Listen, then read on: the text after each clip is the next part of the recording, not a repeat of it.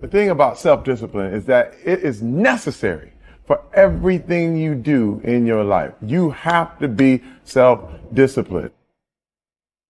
Working out, you got to work out every day. You got to stay in shape. If you don't stay in shape, you die.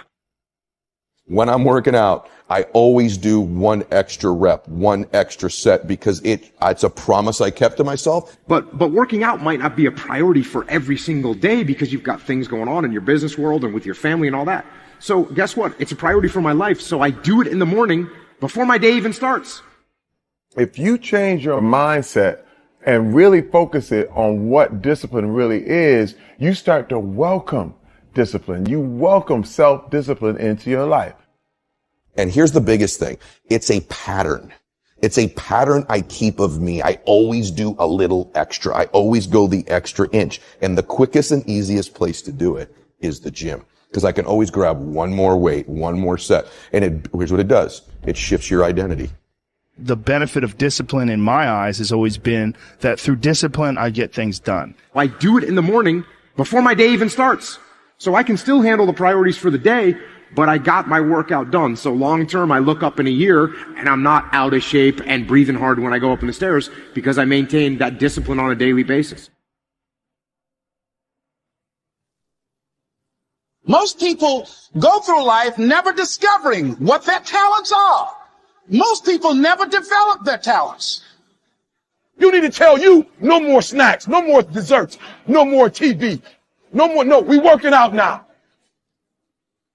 They have skills and abilities, but if you don't nurture them, if you don't develop them, they will never serve you. Your gifts can take you many places if you develop your gifts.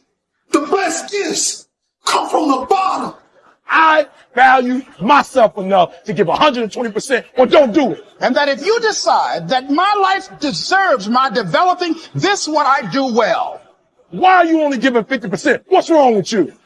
I grant you that if you begin to work to develop your gifts, you'll develop a strong sense of happiness. You'll get a larger vision of yourself. Because part of beginning to get a larger vision of yourself, all of us need some area of our lives where we can have a feeling of competence. When other folk are having a good time, you've got to have the strength of character. You need to tell you that you owe you something. As you begin to develop and expand your skills and your talents and your vision of yourself, you will always be in control of your destiny. I want freedom.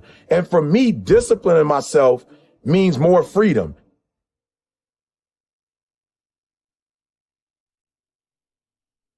It's so easy to be great nowadays because most people are weak. This is a softened generation. So if you have any mental toughness, any ability, if you have any fraction of self-discipline, the ability to not want to do it, but still do it. People have a hard thing understand. I hate to run. And what makes me so crazy, it doesn't anymore, is people go, well, why do you run if you hate it? What are you talking about? I don't want to take showers and eat either. I hate that too. That's life, man.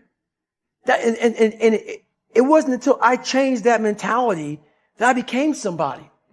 I hated going to school. So guess what? I was dumb. But if you can get through to doing things that you hate to do, on the other side is greatness. That's what people understand. By me running, I am callous in my mind. I'm not training for a race. I'm training for life. I'm training for the time when I get that 2:00 in the morning call that my mom is dead or something happens tragic in life. I don't fall apart.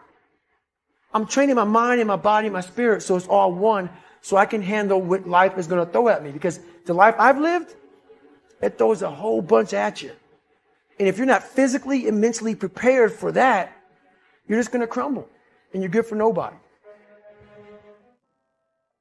99% of people are not willing to do what it takes to make their dreams come true.